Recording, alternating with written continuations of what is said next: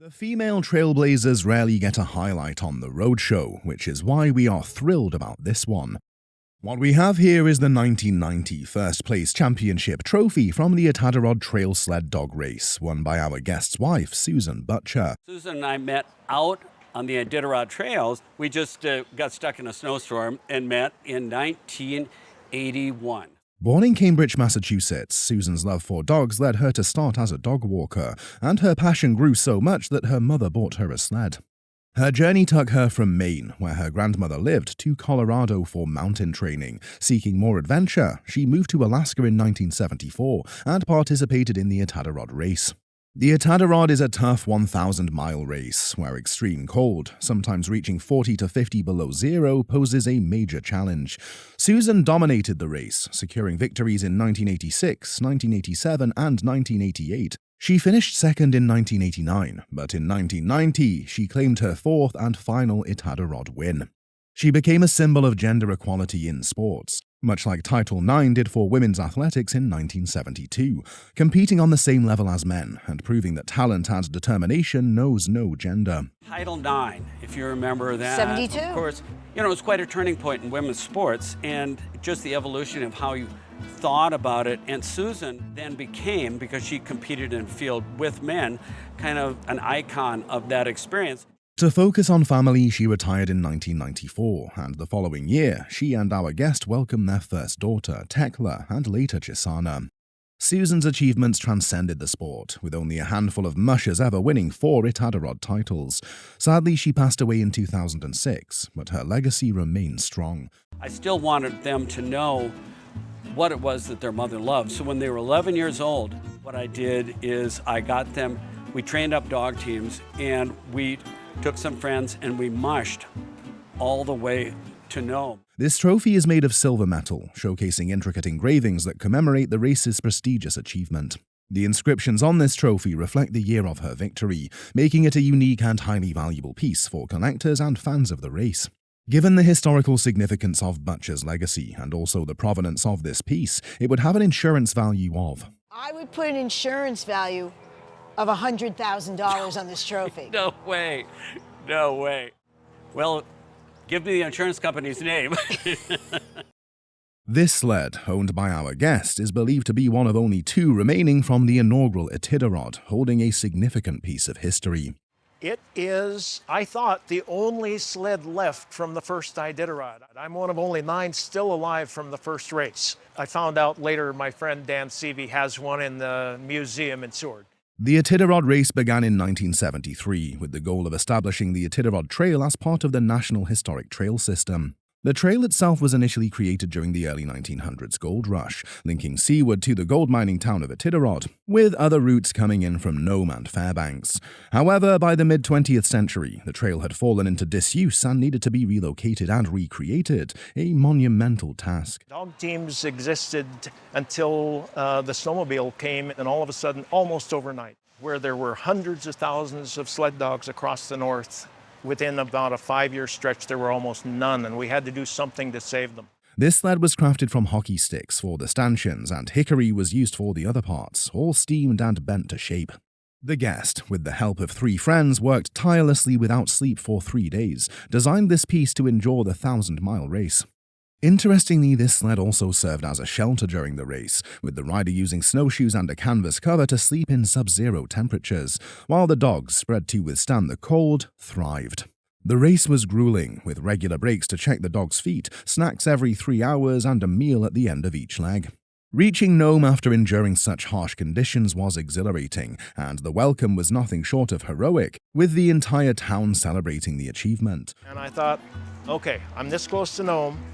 I'm getting sunburned on the left side of my face, frostbitten on the right side, and I'm going snowblind. But I don't care. I am gonna make Nome. And I got to Nome, and the whole town would turn out. The fire siren would sound, and the mayor would be there. Over the past 50 years, sleds have evolved, becoming more aerodynamic and professionally built. But this piece remains a milestone from the first Iditarod race.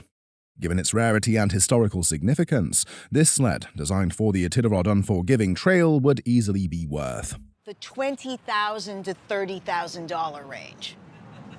Wow. And if it were to be insured, an appropriate insurance value for this dog sled would be. I would insure it for at least $40,000. Okay, that's good information. That's very valuable information to have. Our guest acquired this Hank Aaron signed game-used bat in the final year the Braves played in Milwaukee. My dad took me to a few games, and after one of the games I was standing on the dugout. The bat boy came out and yelled at me for being on the dugout, so I hopped off the dugout, and then he came back out and gave me Hank Aaron's broken bat. Hank Aaron, often referred to as Hammerin' Hank, is widely regarded as one of the greatest baseball players of all time. Born in 1934, Aaron played 23 seasons, breaking a record and finishing with 755, a mark held for over 30 years until surpassed by Barry Bonds. Barry Bonds, born in 1964 in Riverside, California, known for his exceptional hitting skills, is one of the most polarizing and accomplished figures in baseball history. The most remarkable feature of this bat is that it bears the signature of Hank Aaron himself, with a faint signature from its original use and a more prominent signature added later. And one of the players on that team won the batting championship. Hank Aaron came to present the batting award, and when he was in town, I had him sign my bat a second time. With clear signs of wear, this piece includes ball marks and a crack, indicating it was used in actual gameplay. Dating back to the mid-1960s, this bat is a representation of Aaron's power-hitting years, during which he set numerous records. Interestingly, Aaron's number, 44, and a serial number are visible on the bat's knob, adding authenticity to the piece. Though cracked, this bat still remains a valuable artifact due to its direct connection to Hank Aaron's illustrious career, and it would have an insurance value of. I wouldn't insure it for anything less than $8,000.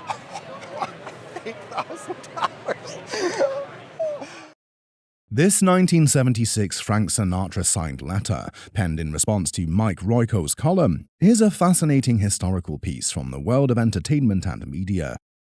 Mike Royko was an American newspaper columnist from Chicago, Illinois, who over his 30 years career wrote more than 7,500 daily columns for the Chicago Daily News.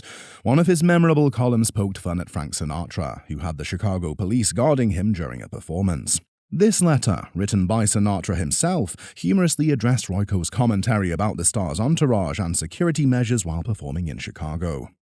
Sinatra, not amused by the column, fired off a fiery letter to Royko, which Mike then decided to auction for charity, specifically for the Salvation Army.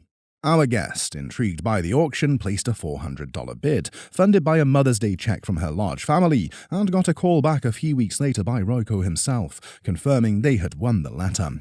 Furthermore, Sinatra's response in this letter was full of sharp words directed at Royko, including denying the police's favoritism, mocking Royko's reputation, and even calling him a pimp. This letter took an even more humorous turn when Sinatra offered Royko $100 with a challenge to pull his hairpiece, promising $100,000 if it moved, or a punch in the mouth if it didn't. Signed and copyrighted by Sinatra, this letter is a priceless piece of memorabilia. However, our guest has pledged that should she sell this iconic memorabilia, the proceeds will go to the Salvation Army, honoring Royko's charitable desire and the letter's spirit of goodwill. Considering that Royko's columns about the letter only heightened its allure, the appraiser estimated that at auction it could command a price upwards of. I would estimate it at auction at least $15,000. And I wouldn't be surprised. Did you all hear that? Yes. He offered me $100 for it. You can't have it for $100. This guest's father, who grew up close to Yankee Stadium, acquired these pieces by approaching the ball players and collecting baseball autographs. He collected most of them as a young boy, so he was 14, 15 years old. Grew up near Yankee Stadium, and so he hung out at the ballpark all the time. And he kind of waited around the corner to see guys that came out with wet hair. He knew that they had to be ball players, so he'd run up to them and say, Additionally, he wrote hundreds of letters with 1-cent postcards, receiving signed responses from players, and most of this collection dates from 1945 to 1948. One standout autograph in this collection is that of Ty Cobb. Although the guest's father didn't have an address, he wrote Ty Cobb, Georgia, and somehow it reached him, resulting in a signed response. Another interesting item in this collection is the 1948 Brooklyn Dodgers team postcard, which he got signed by the players in the locker room. They were able to take it into the locker room, and they just laid them out on the table, and the players would come by and sign it, and then they mailed it back to him. While most of the signatures on this postcard, including those of Hall of Famers, are authentic, Pete Rice's autograph is the only confirmed clubhouse signature. Also, the guest bought a Lou Gehrig signature for $1 to $1.50, but it turned out to be a secretarial signature, meaning it has no real value. Furthermore, the Babe Ruth signature is another highlight, which the guest obtained when he met Ruth at the opening of a bowling alley in Mount Vernon, New York. And Babe Ruth was there to throw out the first bowling ball. My dad said he threw out a gutter ball, and then he ran up to him and again, you're my favorite player, can I get your signature? And that's how he got that one. In addition to his collections, we have a Jackie Robinson signature that is a secretarial one, signed on his behalf due to time constraints and is not considered authentic.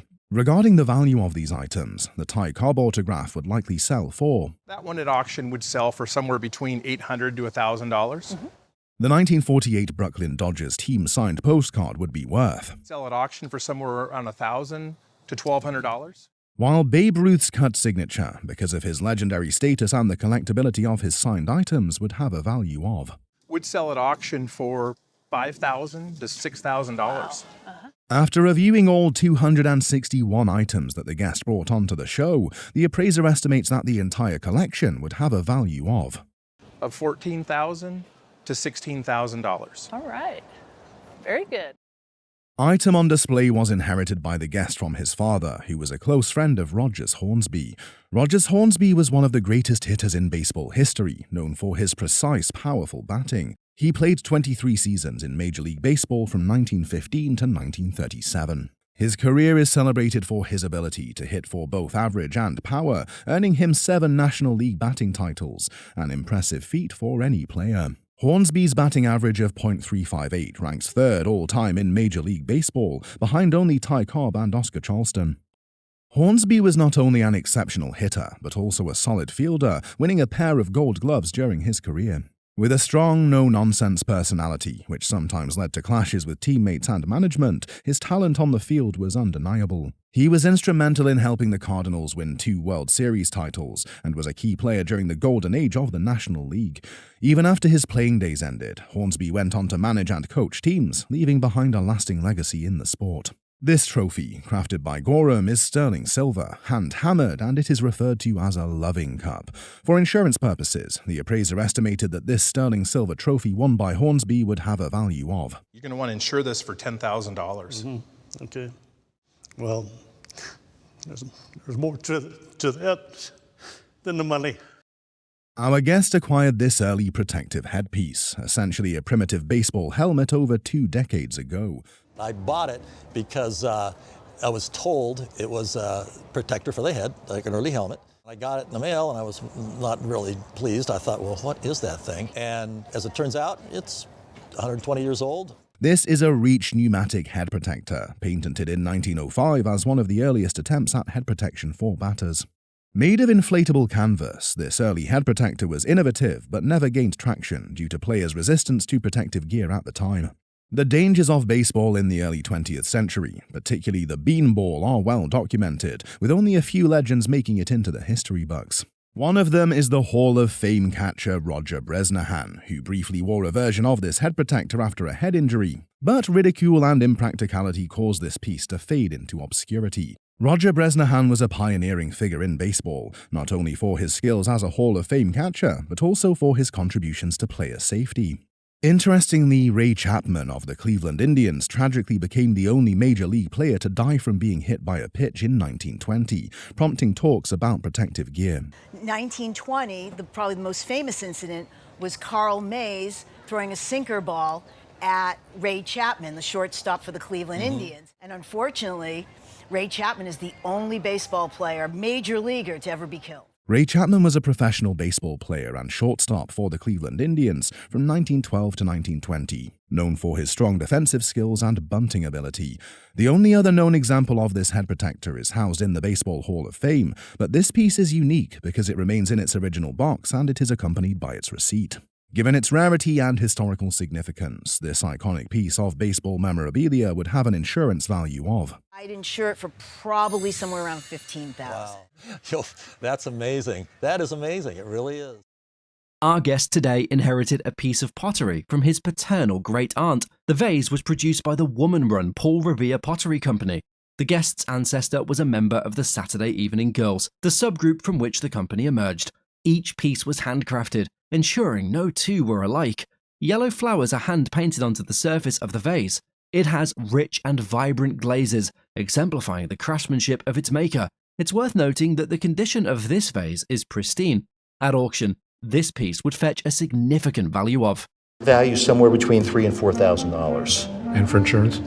I would insure it for $5,000. Well, it's a family heirloom, so it's obviously staying in the family. Encounters with legendary artists often become treasured memories, capturing the essence of their creative spirit. The guest's chance meeting with Beatrice Wood at the Garth Clark Gallery in Los Angeles before it closed down offers a rare glimpse into the life of a true icon. Garth Clark Gallery, Los Angeles. Wood, known as the Mama of Dada, was a central figure in the Dadaist movement, famous for her vibrant personality and artistic flair. Beatrice Wood. Her witty charm, epitomized by her secret to longevity, chocolates and young men, captivated everyone she met. Wood's pottery, renowned for its nacreous iridescent glazes, continues to enchant collectors and art enthusiasts alike. She discovered ceramics and she studied under Gertrude Natter-Natzler. But what she really became known for were these colorful nacreous iridescent glazes. This guest's collection includes 2 exquisite pieces from the late 80s, each reflecting Wood's distinctive style and craftsmanship. The neoclassical vase and intricately designed bowl showcase Wood's masterful craftsmanship and artistic vision. It's actually really neoclassical. It's a straight takeoff on a Roman vase. Has a great nacreous finish to it. Collectively, these works, loved for their artistic beauty and rich stories, are worth. So I think easily you're looking at about $3,500 to $5,000 worth of Beatrice Wood's work. That's great. That's really good to hear. Discovering hidden family heirlooms can lead to fascinating stories of art and history. The guest inherited this painting from her grandfather's house, where it had been a gift to her grandmother. This painting is a 17th century work by Dutch artist Gerrit van Honthorst, known for his dramatic use of light, inspired by Caravaggio. Van Honthorst specialized in dark scenes, earning him the nickname Gerardo delle Notti in Italy. Van Honthorst. The painting's back reveals an inventory number and the words Gerardo delle Notti and Autoritratto, indicating it is a self-portrait. It's actually painting number 209, which is an inventory number. Right. And that says Gerardo delle Notti, Gerrit van Honthorst's Italian name. However, it also bears the signature of M. Garone, the artist who created this 19th century copy, popular among tourists between 1840 and 1940. Garone. The signature of the Italian Museum's superintendent confirms it was an authorized copy of the original. Although it's not an original Honthorst, this 19th century copy, at auction today, is still valued at. It's actually a copy probably worth about $2,000. That'd be nice. Sure.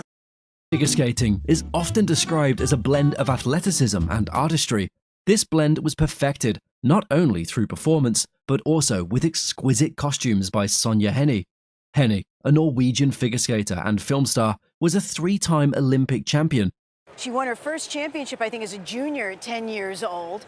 She won her first world championship in 1927 and then won the next 10. On the show, brought one of Henie's costumes, which was worn during one of her performances in the 1940s.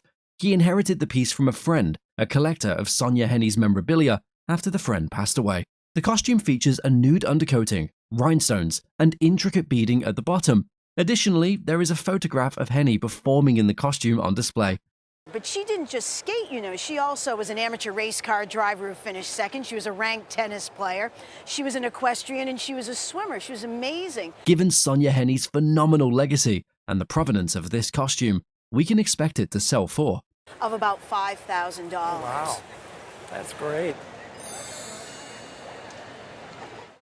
This violin was purchased by the guest when she was a child learning to play the instrument. Well, it was about 1963, and my music teacher decided I was doing pretty well, and he said, you need a slightly better violin than the one you're playing. She raised half of its cost, which was about $180, and bought the violin with the bow given to her by her father. And it doesn't necessarily come with a bow. My father said, well, I played the violin as a boy, and I've got an old bow. Why don't you just use my bow? This violin sparks interest due to a label inside it that reads Salvatore Rossani, Milano 1910. While one might assume the instrument is Italian, it's actually German. During the time, German makers often used Italian names to appeal to the market. This piece is made of first-class quality wood and varnish, typical of instruments of the violin-making center of Marknukichen, Germany. Marknukichen. Though the maker of this violin may never be known, its detailed craftsmanship indicates it is one of the great violin makers, giving it an estimated value of sells for between $5,000 and $7,000. The bow, on the other hand, is of French origin, where the finest bows in existence were made. It bears the authentic hallmark of E. Sartori et Paris, the mark of Eugene Nicholas Sartori, the premier bowmaker of the 20th century. So I've looked at this bow extremely carefully, and it has all the marks of an actual Sartori that was made late in his life. He lived between 1871 and 1946. Eugene Nicholas Sartori. This bow is considered the creme of the crop, and its auction value is estimated to be. Retail figure would be $20,000. Oh my goodness. Presented with a vintage trunk from 1925. The guest who brought it onto the show inherited it from her father. This particular trunk was made by the Louis Vuitton company.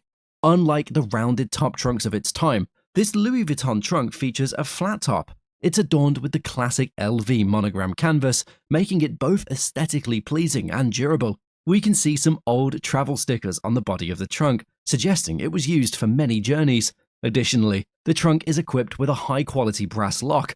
As a vintage Louis Vuitton item, one can only imagine how much this piece would fetch at an auction. At a far glance, this item could confuse an admirer into thinking it's an early television. This item is called a curio cabinet and was made in 1680. It is of Italian origin and is used to display curios or figures, hence the name. Curio cabinets were predominantly made of glass, often coupled with metal or wood. During the time of its creation, it was owned primarily by wealthy men to keep their collections. Women in the day would be wearing pearls in their costumes and throughout their hair, as well as coral. And so it would have been kept in something like this. The wood used in making these curios is quite exotic. These curio cabinets were also stained with vegetable dyes to enhance their appearance. The sky would have been blue. This wonderful little charming village would have been different colors of stains and hardwoods. At a suitable furniture auction, this beautiful cabinet would sell for. Because of the condition issues and the alterations, this piece would auction for $3,000 to $5,000. Wow, all right, great. This plaque is a perfect representation of unending friendship. It was made by English potter and entrepreneur Josiah Wedgewood for his friend, the founder of Methodism, John Wesley. The plaque was initially made in 1790, but then remade in 1884. Throughout the period of Wedgwood manufacturing, they remade the plaque because John Wesley was such an interesting and important figure. It depicts a portrait of John Wesley and is absolutely scintillating. An interesting feature of this plaque is that it's made from jasperware and Wedgewood, a type of pottery. This plaque represents a unique piece of handcrafted art. A plaque like this would be worth a lot to pottery collectors. At a suitable auction, this friendship plaque would retail for. This would probably be worth between $200 and $300. To a large extent, and to most people, this flatware set would seem odd to have. A flatware set, in this case, represents a set of spoons, forks, and knives. Unlike the usual flatware sets, this one is special because it was made by Georg Jensen. Georg was a Danish silversmith, known for crafting beautiful pieces like this set. So what it says here is Pacific. Right. Now, Pacific actually is the company that made the cloth. This set, despite not being complete, is quite scarce. It's called the scroll pattern. This is hand done. It was made by John Rode. He was the designer, and he designed this in 1927. It is also made from sterling silver, which is an alloy composed of silver and other materials. This is a ravishingly beautiful set that would be a prized possession for collectors. At auction, this flatware would retail for the price of. In a retail setting, around $2,500. No. This doll was given to the guest as a gift from an acquaintance of his father. And a fellow by the name of Roy Graney ran the tavern there. And he told my dad, when that punch board gets down to the end, I'm just going to throw it away, and Jim's going to have that doll. The doll is a cowboy Mickey Mouse, produced by the Knickerbocker Toy Company. The Knickerbocker Toy Company was founded in New York City in 1925 by Leo L. Weiss. They started out manufacturing educational toys like alphabet blocks and later moved to produce high-quality toy animals and dolls. Knickerbocker is best known for their Walt Disney character dolls, such as Raggedy Ann or the presented Mickey Mouse. Raggedy Ann. What makes this piece particularly unique is the Western theme with a hat, bandanas and guns. The whiskers and the tail are missing, the chaps require restoration, and its shoes are in great condition. After complete restoration, this piece would sell at an auction for an estimated this at about the $5,000 price range. Oh, man. So that really paid off going to the bar, huh? I guess it did. We are presented with an excruciating technique for making the inlay design for a clock. This clock has so much beautiful inlay. Maybe you can show us a little bit about how that process is done. This particular inlay design involves a very meticulous process that takes time, but is worth every second. It starts with a piece of mahogany cut with precisely spaced grooves, which are then paired to create a block. Another wood, such as birch, which is lighter in color, is paired with the mahogany and glued together. The resulting wood block is then cut into smaller slices to ensure the mahogany and birch are in little squares. These cut-out pieces are carefully inserted into the grooves of the initial mahogany wood. Next, the mahogany is trimmed of excess wood and cut into flat surfaces to complete its inlay. This technique is commonly used to adorn various furniture pieces, such as clocks, and demands a significant amount of time to complete. Just amazing that this process, how long it would take to do this. And there are so many different amazing inlays on this clock. What value would such exquisite inlay add to a piece of furniture? Light bulbs are not only light producers, but also memory keepers. Many things have been seen in bottles, like ships and scenes. However, finding something inside a light bulb is surprising. The secret, I think, is that there is a little cut made behind the metal casing here. Lincoln Cathedral inside a light bulb is astonishing. This model was made by a German prisoner of war at the end of World War II. He did odd jobs for a family and sometimes joined them for Sunday lunch. Before he went home, he gave the model to the family. This made sense because they were in the electrical trade. It's a wonderful piece of, I suppose, prisoner of war work. The only other known examples of things inside light bulbs are in a museum in Whitby. A small cut behind the metal part of the bulb allowed for piece insertion. This was done using tweezers and plaster of Paris. Remembering climbing the cathedral's towers during wartime, this model is cherished as a special piece of prisoner of war art. You can, with a pair of tweezers, get those pieces down into the body of the light bulb. It's recognized for its craftsmanship and holds a unique appeal. The model captivates with its intriguing history and meticulous detail. While examining the condition of the item, the appraiser said, 300, maybe 350 pounds, because when would you ever see another one? Guest brought a Rose Bowl trophy that had belonged to his grandfather. The trophy commemorated in 1942 Rose Bowl game between Oregon State and Duke University. The guest's grandfather, Louis Shelton, played as fullback for the Oregon State Beavers. The appraiser discussed Oregon State's victory, where they defeated the Duke team with a score of 20-16. The appraiser mentioned that trophies were awarded to players and coaches in 1934 and 1942 games. Duke only awarded this trophy to their coaching staff. The trophy, bought by the guest, showed a few dents, scratches, and a notable smudge. The other item the guest brought was grandfather's Letterman jacket. Given the provenance of these items, their value was estimated to be. On this one, I would put a value for insurance of $750. For an insurance value, I would put a value of $7,500. Are you kidding? Wow, that's crazy. That's crazy. Board games are not just for fun. They involve plans and strategies related to the world of imagination and strategy. When discussing the game Jews Out, it becomes apparent that it is a chilling artifact from Britain's Holocaust archive. The Viner Library houses this game that spreads hatred towards Jews. It's a sort of race to be the first to round up 6. The game is notorious for spreading hatred towards Jews. It was created in 1938 for profit rather than by the Nazi Party. The game involves rolling dice. For the Jews who've rounded up, they are sent away to Palestine. And this was created when, this game?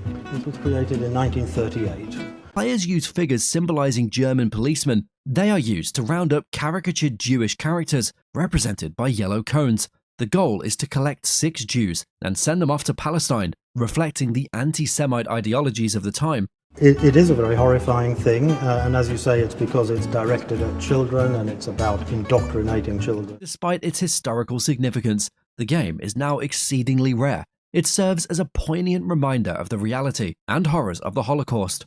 Additionally, it counters modern-day Holocaust denial by preserving concrete evidence. While examining the condition of the item, the appraiser said, Important not to forget that things like this existed. Yes, that's right. Some people nowadays try to deny. Growing up, the guest's family called this item a musical baby coffin. Stairs of the house. It belonged to my grandpa, and when we had to go down and get things out of the dark basement, it always scared us. This is a music box from the early 19th century. While many music boxes like this were made in Switzerland, this one was made in America, as shown by its label. When you open the drawer beside the box, you see a cylinder and space for 2 more. So we know that this is interchangeable cylinders, which makes it more interesting. Each of these cylinders has a number of songs on it. Usually there's a tune sheet. Each cylinder typically holds 6 songs, which often add a lot of value. I have no idea. If you had certain songs, it could really dramatically change things. The box features a solid mahogany case with a nicely carved font and a pine foot. Beginning to pull apart. Okay. You can see the drawer's not quite working. Let's go ahead and push it back in there.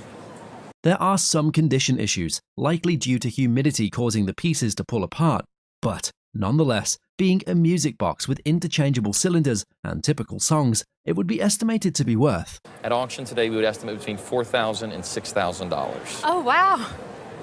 That's awesome. The past comes alive through artifacts that speak volumes of bravery and history. This guest reveals a treasured leather bomber jacket that belonged to her father, an emblem of family valor from World War II. Belonging to a member of the 8th Air Force, famed for their relentless courage in combat, this jacket is quite a significant item. 8th Air Force, hand-painted insignia and 30 bombs adorn the jacket, each bomb symbolizing a perilous mission completed. These mission marks are not just decorations, but profound stories of bravery. Each flight into danger, a testament to the wearer's courage. Okay. So that's 30 times he left not knowing if he was coming back, and that was his badge of courage. Officially known as an A2 jacket, this piece is rich with historical significance and personal legacy. Still in exceptional condition, this jacket is a rare find for such a storied item.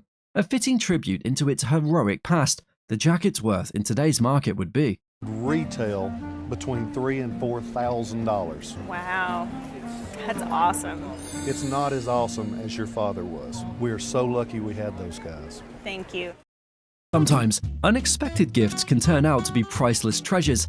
The guest received this item, which to her had no known history or value. After helping someone move, the item turned out to be an exceptionally rare 18th century Japanese netsuke, originally used as a belt toggle. Netsuke. Unlike typical netsukes, this piece is significantly larger and composed of 3 distinct materials.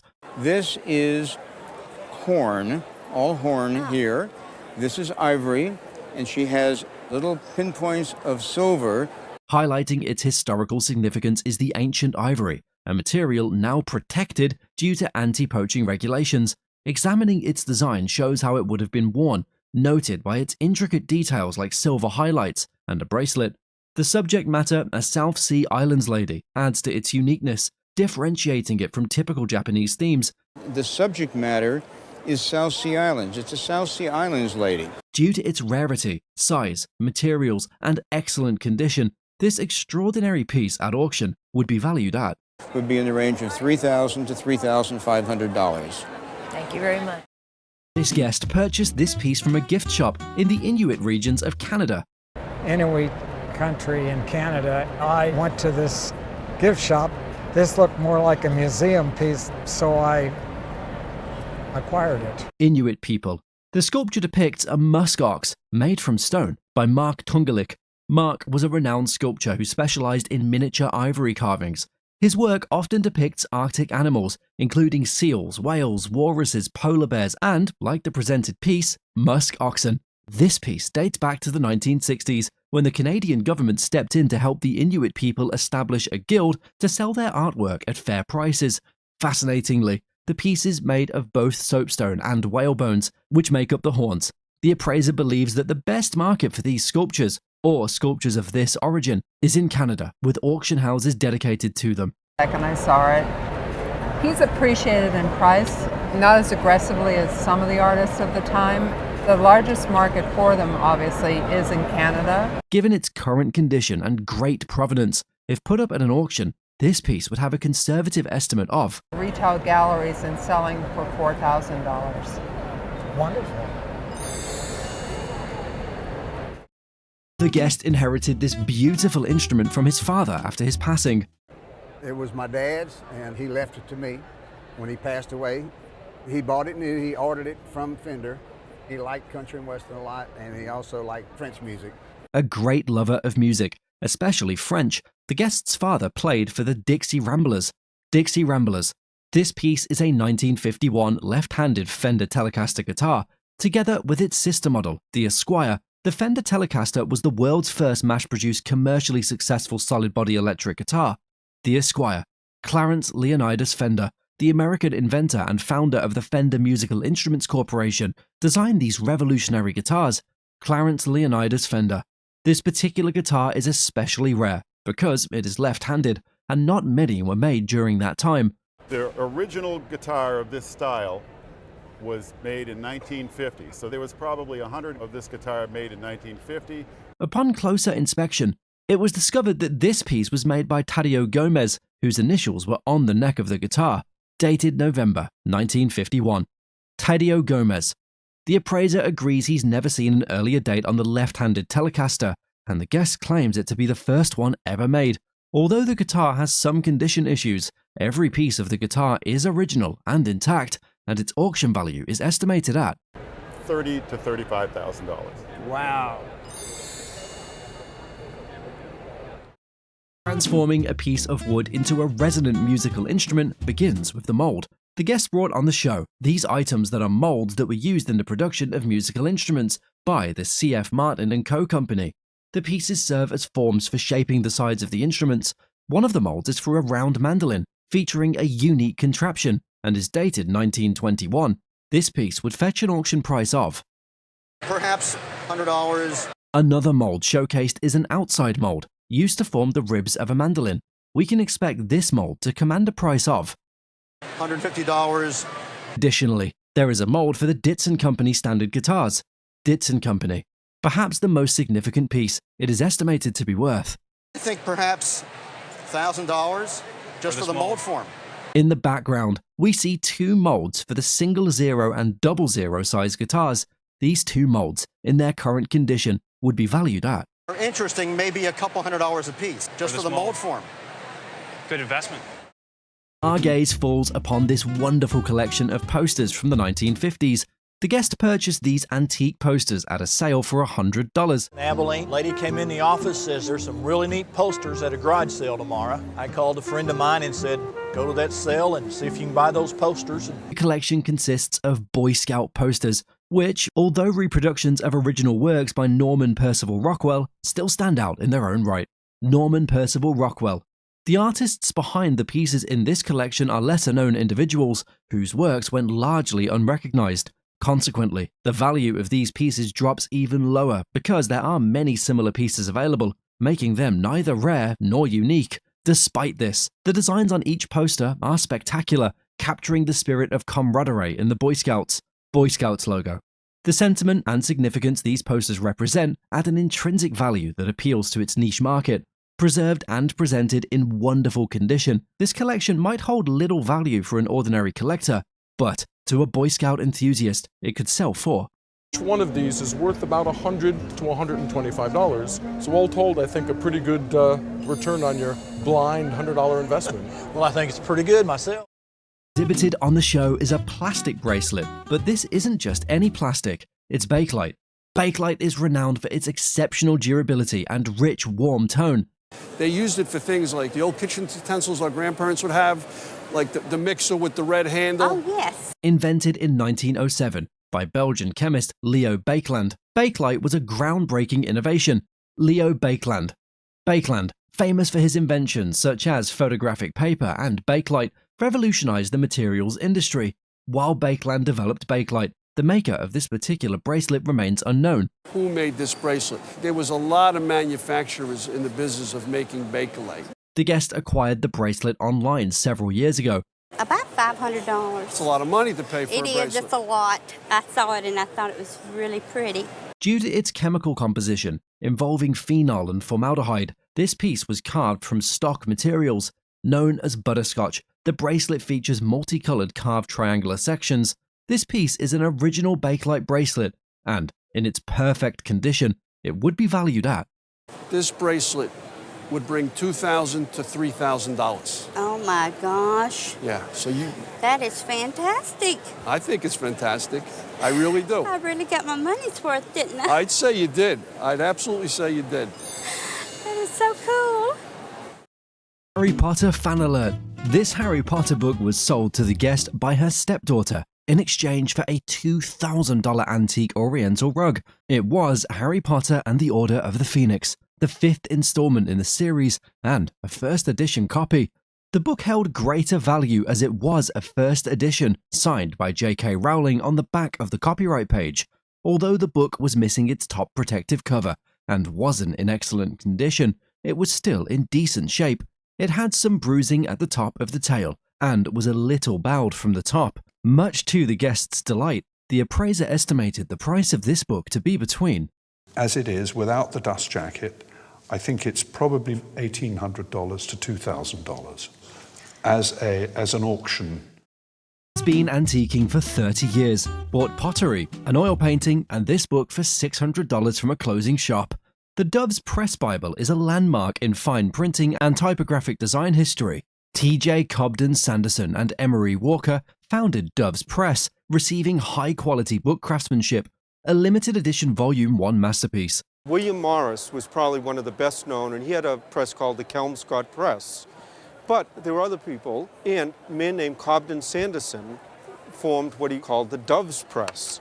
The Bible is printed in English with a typeface by Walker, inspired by 15th century humanist styles. Dove's Press Bible is bound in prized vellum for durability and luxury. The boxed vellum-bound Dove's Press Bible prevents drying out under hot lights, a masterpiece resonating with typographic artistry. The appraiser valued the item. This is a $10,000 to $15,000 Bible. Retail price. This pair of Air Jordans was given to the guest as a graduation gift. It's the 1997 All-Star Weekend. Michael Jordan gives the shoes to Mr. Eric Martin. Eric Martin played for the Saints for 9 seasons. He was a Pro Bowler. He's in the Saints Hall of Fame. What's so remarkable about the pair is that both shoes were signed by the basketball legend himself, Michael Jeffrey Jordan. Michael Jeffrey Jordan.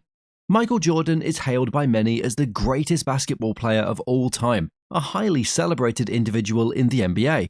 Jordan received 6 NBA Finals MVP awards, 10 NBA scoring titles, 5 NBA MVP awards, and numerous other accolades. Jordan revolutionized the NBA league since entering in 1984 and also transformed the sneaker industry. He fueled the unbelievable success of Nike's Air Jordan sneakers, which were introduced in 1984 and made a staggering sale of $126 million in the first year. Nike's Air Jordan. This particular pair of Air Jordans has great value. They are game-issued, signed, and were used during his time with the Chicago Bulls.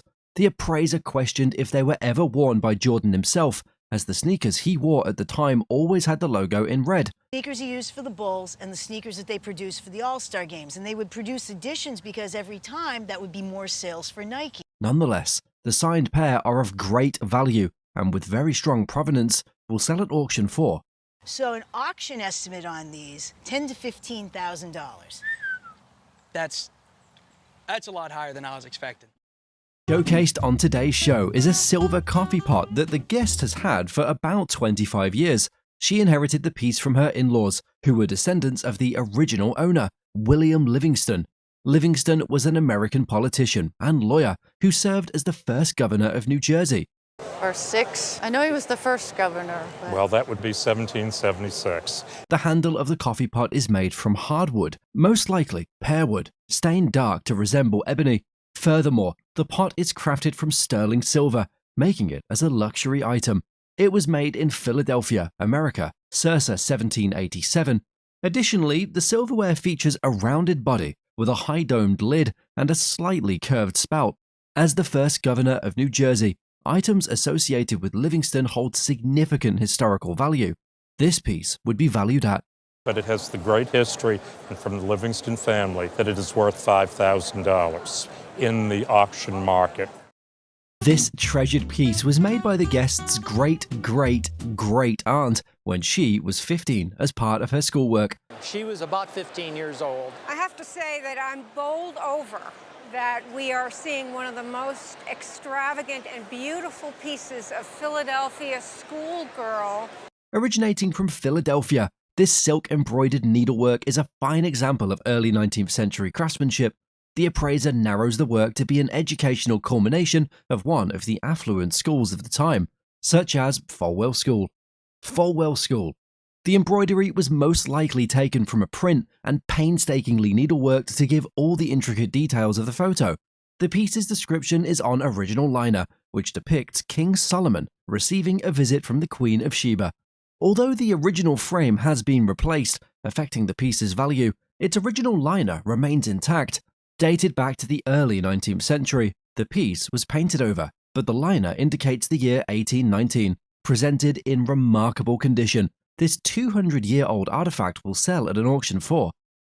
My estimate would be at auction somewhere around $60,000 to $80,000. Oh my! At first glance, an admirer would think this vase was crafted by Asians. However, this vase is called a Minton vase, and it was made by a manufacturer known as Minton Pottery. Minton Pottery is an iconic British manufacturer known for crafting fine porcelain items. It is actually Stein Minton. It has a fleur-de-lis mark, and the fleur-de-lis mark actually dates 1910. Mary Minton pottery wares are highly coveted by collectors worldwide. This particular vase was crafted in 1910 during the secessionist movement. We can see that the vase is finely glazed to enhance its appearance. The vase is styled in a secessionist-inspired way. At a suitable auction, this beautiful Minton pottery vase would sell for. Today, a piece like this could realistically figure to sell for about $2,000 to $3,000. It's a marvelous piece. This combination of samurai and tiger is quite an exquisite symbolic piece. In ancient Japan, a tiger is a symbolic figure that represents strength. My great-great-uncle Wilfred was in the British Army stationed in India, and he shipped it back to England with his things. The combo was crafted between 1868 and 1912, which was during the reign of Emperor Meiji. This item is significant because the Meiji period was a time when samurai faced extinction. We can confirm it's Japanese because of the samurai swords and Japanese robe. The combination is in perfect condition, despite years of existence. This combination, however symbolic, is not in a glazed condition. And this is what we call decorated in enamels over a biscuit. This is not glazed, it's unglazed. Nevertheless, at an auction, it would fetch nothing less than. I would say at auction $2,000 to $3,000 would not be a surprising price. It might bring more. A bowl, like this, was used in ancient times to sip wine during royal events. It is called a Chinese eggshell enameled bowl, and it was crafted in 1920. The reason the bowl is called an eggshell is due to its thin layer, which can cause it to break easily. The bowl is special because it was created for export purposes. Decorated with beautiful women, and that's sort of a typical pattern that would appeal to Western buyers. Right. Sort of, you could look at the bowl and it screams Chinese porcelain. That is why the patterns on the surface are decorated with beautiful women. A bowl like this, created with porcelain, signifies the wealth and status of its owner. A porcelain bowl like this is prized among collectors for its expert craftsmanship. Made for expats who lived in China, or maybe for export to Europe and the United States. Right. Okay. There were many of these made during that period of time. At a suitable auction, this beautifully enameled bowl would fetch. However, now at auction, you'd be looking at an estimate of $2,000 to $3,000. Awesome. This spectacular dress has been passed down from the guest's great aunt. I heard this from my aunt, and she inherited from her aunt. So it's my great aunt. Do you have any idea if she wore it or when she wore it or anything about it? No, I don't. Actually, we thought it was the flapper period. The appraiser dates the dress back to the Art Deco period between 1920 and 1930. Art Deco was a style of visual arts, architecture, and product design that first appeared in Paris. Art Deco originated in bold geometric forms from the Vienna Secession and Cubism. Vienna Secession, Cubism. This piece leans toward a more exotic theme, with a wonderful palm tree rendered in hand-sewn beads. The dress also features a waterfowl sewn in beads, with multiple colors and a simple yet sophisticated design. Bearing no label, the artist behind this brilliant piece is lost to history, so we can only appreciate the genius behind it. This beaded area all around the bottom and all of the weight of these beads, and for the dress to be in such excellent, excellent condition. The appraiser attributes the origin of the beadwork to European craftsmanship, more specifically Czechoslovakian work. Crafted on very thin silk crepe, this beaded dress is an astute piece of art and is valued at. So for insurance, somewhere around $1,500 to $2,000. Oh, really? Because it's so unique, because the condition is excellent. A souvenir from a visit to Japan in 1917. This guest's husband's great-grandparents passed this piece down to the guest. Great-grandparents brought it over from Japan in 1917 when his grandfather passed away in 2000. We obtained it, and we've been having him sitting in our dining room. This is a Japanese giltwood Amida Buddha from the Edo period. Edo period. Known as the Amitabha or the Amitius, which means infinite light or infinite life respectively. It is the principal Buddha of Pure Land Buddhism. Although not very ornate, the hand gesture on this particular piece signifies serenity, peace, and contemplation. The clarity of vision, exemplified by the third eye, is achieved through a fine rock crystal set into the sculpture. Typical of Edo wood carving, the piece is gilt lacquer on wood and displays tremendous age, adding to its authenticity. There are small cracks in the lacquer and the wood, along with visible wear, which further signifies its age. The appraiser notes that the sculpture has been consecrated with prayer scrolls inserted into the cavity of the Buddha, a typical feature of authentic pieces. We looked at are the wear patterns consistent with genuine wear, or has it been tinkered with a little bit? Sure. But I think here you see it's in the right place, which is a good thing. It's fully intact and of considerably good quality, with an auction estimate of.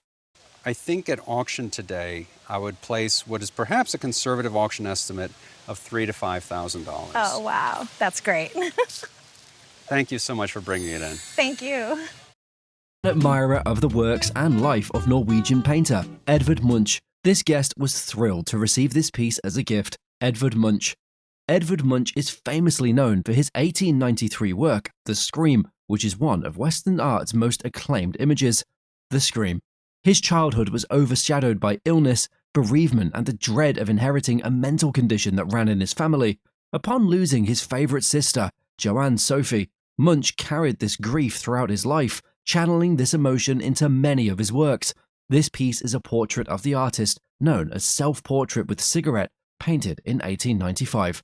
It was made during his recovery from a mental breakdown, just after his release from psychiatric care in Copenhagen. It bears a postcard on the back written to his friend and publisher, Herman Struck. That people can really sense the genuine pathos that's in his work. So this is his portrait, known as Self-Portrait with Cigarette. It was painted in 1895. Herman Struck. The signature and autograph of Edvard Munch are extremely rare, and if put up at auction, this piece would sell for. His signature is pretty rare. His autograph letters don't come up much. I would put an estimate of $3,000 to $4,000 on it. It's a very kind of special item, and you did well. Whoever got that for you. The guest's father, a Marine, bought several silver items while in China, including this cocktail shaker. This is a silver cocktail set. It certainly is an interesting piece. Certainly is very interesting. As you can see, it's a cocktail shaker and 8 cup. It's an interesting piece featuring 8 cocktail cups and a shaker. the scrolling dragons as well, and the auspicious symbols that we see on the object make it very, very typical of the sort of production that the Chinese were making for export. This is a Chinese export piece. This set has hand-hammered dot designs, showing it was labor-intensive. Scrolling dragons and auspicious symbols make it typical of Chinese export production. The set comes with the original receipt and a picture of the guest's father, confirming its authenticity. Before my parents passed away a few years ago, they decided to divide up those items. My sister lives in South Carolina on the East Coast. Although it dates back to 1938, as seen on the receipt, the silver cocktail set has no damages. At auction, this cocktail set, with its beautiful hammered finish and typical Chinese dragon symbols, will be worth. This is a very attractive set. It's going to be worth, at auction, between $3,000 and $5,000. That's nice. This guest has presented us with a remarkable collection of Mickey Mantle memorabilia, inherited from her father-in-law. And he actually played Whiz Kid Little League ball in Baxter Springs. Baxter likes to claim him as much as Commerce, Oklahoma does. Mickey Charles Mantle, nicknamed the Mick, was an American professional baseball player. Mickey Charles Mantle, who played his entire Major League Baseball career with the New York Yankees and is regarded as one of the best players of all time. New York Yankees. He was an American League MVP 3 times and was inducted into the Baseball Hall of Fame in 1974. This collection includes a mint-condition Zippo lighter bearing Mickey Mantle's facsimile signature across the front, estimated to be worth. And this one we would expect to sell for, at auction, between $100 and $200. There is also a 1963 Yankees team-signed ball featuring Mantle's signature along with those of other Yankee players, valued at. That one, at auction, I would expect it to sell for between $300 and $500. Okay. Additionally, the collection features a signed photograph, one of the earliest images of the baseball player, estimated to sell for. The photo, I would expect that to sell at auction for between $500 and $1,000. Finally, we have a hat claimed to be worn by Mantle during games with the Yankees in the late 1950s, showing signs of wear, typical of Mante's game-used hats. This piece has an auction estimate of. Very hard to find Mickey Mantle game-used hats. At auction, we would expect to sell for between $8,000 and $10,000. Oh my gosh. This expertly crafted bookcase is an exhilarating piece of furniture. It is made from strong and durable oak wood and was crafted in 1915 by Gustav Stickley. Gustav was a famed furniture maker, so this bookcase is highly sought after by collectors. Interesting about this piece is it's a little bit later in Gustav Stickley's production. We know that several ways. During the time it was created, bookcases were pertinent among the wealthy. This bookcase is special because it is made from straight-grained oak wood. It is known that oak wood is ideal for the creation of bookcases. The bookcase also possesses Gustav's original finish, which is quite rare to see. At a suitable furniture auction, this finely finished bookcase would sell for. At auction today, this bookcase probably bring between $4,500 and $6,500. Be careful not to give this item to a child, even though it is a doll. This is because this doll is a rare Alice in Wonderland. It was created in 1860, at a time when dolls were highly sought after by women and children alike. She has got a china head, so glazed porcelain, and she's a very early piece. She dates from the 1850s into the 1860s. Wow. An interesting feature of this doll is that her body is from China. It must also be said that the attention put into bringing this doll to life is top-notch. Hands, china feet, and wonderful little bare feet. You rarely see a china doll with bare feet. In fact, you don't see many dolls at all with. Despite it being in existence for over 90 years, this doll is still in crisp condition. Lewis Carroll wrote his book in 1865. Okay. We do refer to the body as a Machman style, or a Toffling style is the more common term now. The doll is of German origin, which is surprising since the Germans are known to make technological innovations. At a suitable auction, this finely finished Alice doll would sell for. She would retail for around $2,500 to $3,000. Wow. I actually did see her listed on a very good This guest inherited a magnificent piece from her father. It belonged to my father. I don't know if he brought it back in the Second World War or the Korean War, because he was in both. It is a Chinese incense burner made of bronze. The piece was sculpted to depict Shou Lao, the god of longevity. Shou Lao is one of the three gods, known collectively as Fu Lu Shou San Xing, the three stellar deities of happiness, wealth, and longevity. The Sanxing. The appraiser dates the piece to the 17th century during the late Ming Dynasty. The sculpture shows the god sitting on a spotted deer, which is very auspicious, and surrounded by peaches of longevity. Artifacts like this were used on a scholar's desk for contemplation. Presented in excellent condition, this over 300-year-old artifact would surely sell at auction for. At auction today, you would have a pre-sale estimate of $4,000 to $6,000. Really? You might think this is a painting, but this item is actually a tile art piece. Tile art pieces are small arrangements of tiles with a painted pattern or image on top. Unlike other tile art pieces, this one was created in 1916 by Rockwood Pottery. Rockwood Pottery started in 1880 and is responsible for some of the finest vases ever seen. Rookwood is one of the biggest pottery companies in this country. They were based in Cincinnati, Ohio. They would be in business starting in about 1880 and for a very long time. This tile art is a perfect depiction of a scenic Rockwood piece. They did many beautiful vases. They also made production tiles. They made garden wares. The plaque is an original one that is in perfect shape despite being made from glass. It is pertinent to note that the scenic piece on this tile is absolutely ravishing. At a suitable pottery auction, this beautiful masterpiece would sell for. And at auction, one could expect to have that reach probably in the $3,000 to $4,000 range. This piece is a cherished family heirloom, passed down since 1833. Received it in Massachusetts and brought it out west through Missouri and then finally to Salt Lake and then Oregon. It is a first edition of the Book of Mormon, published in Palmyra, New York in 1830. The Book of Mormon is a religious text of the Latter-day Saint movement, published by Joseph Smith. Joseph Smith. The majority of Latter-day Saints believe it to be a record of real-world history, while other denominations view it as an inspired record of scripture for their religion. This presented manuscript is one of the 5 extremely significant editions of the book that are important to the LDS faith. Inscribed in the book is a note from the guest's great-great-grandfather, stating that he received the book from a gentleman in Ohio.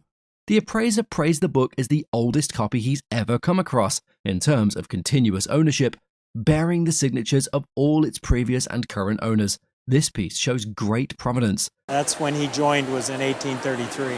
It's really quite remarkable because in my almost 4 decades in the rare book business, this is the oldest copy in the sense of being under continuous ownership that I've ever come across before. Yeah. Coupled with its relatively excellent condition, its estimated auction value is 1830 first edition Book of Mormon. I would value this at $75,000 at retail. That's amazing. Family heirlooms often carry unexpected histories that transform their sentimental value into something extraordinary. This teapot, discovered by the guest at a yard sale some years ago, has become a beloved family treasure, thanks in particular to its unique design. Decorated with serpentine snakes and intricate detailing, it represents the distinctive style of Palissy-ware, inspired by the 16th century French potter, Bernard Palissy. Bernard Palissy. The vibrant greens, browns, and golds of this teapot highlight the 19th century fascination with such detailed craftsmanship. Remarkably, the fragile leaves, handles, and lid have remained intact over the years. I'm going to put it back in the pot and put the lid on. What this pot is, it's a type of majolica. It's named Palissy-ware. Although an old note suggests it dates back to 1820, its origin is likely between 1850 and 1875. It became a big fad in the 19th century, was made in Portugal, made in France, and other countries in Europe. Understanding the history and craftsmanship of this teapot enhances its appreciation, turning it from a mere object into a cherished piece of art. Pieces like this, particularly in this condition, are highly prized by collectors, a testament to its historical and aesthetic appeal. This teapot's value is estimated at. But I think the value of this is somewhere between $2,000 and $3,000. Oh, my. Thanks for coming. Well, This is thank really you. great.